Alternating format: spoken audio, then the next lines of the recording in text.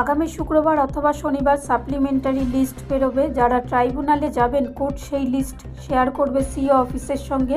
তারপর তা নিয়ে চিন্তাভাবনা। প্রায় 20 লক্ষ নামের নিষ্পত্তি, বাদবাকিদের কাজ চালাতে থাকবে। তাদের নাম আবার সাপ্লিমেন্টারি লিস্ট হিসাবে বার করা হবে ভোটের আগে পর্যন্ত।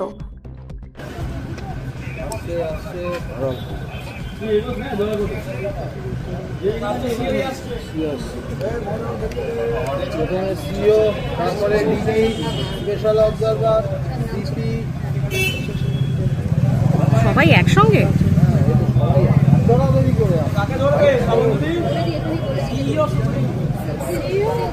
সামনেটা ছেড়ে দিন প্লিজ।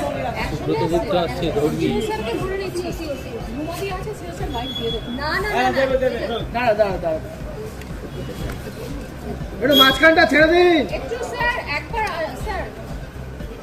আচ্ছা উনি আকাশ না কি আলোচনা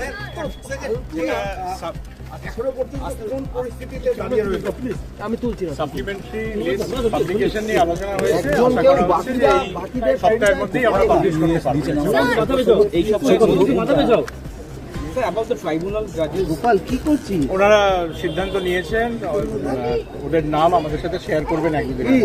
একজন শেয়ার করুন।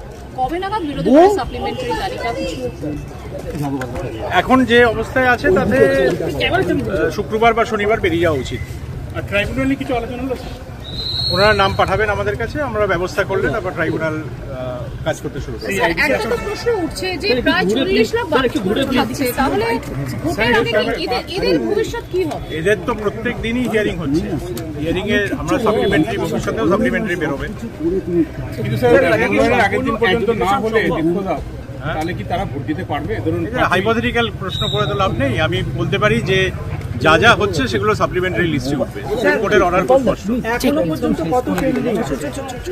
হ্যাঁ মানে প্রায় 20 লক্ষ নিষ্পত্তি হয়েছে। ঠিক আছে। ব্যুরো রিপোর্ট, রাষ্ট্রীয় প্রসার বাংলা।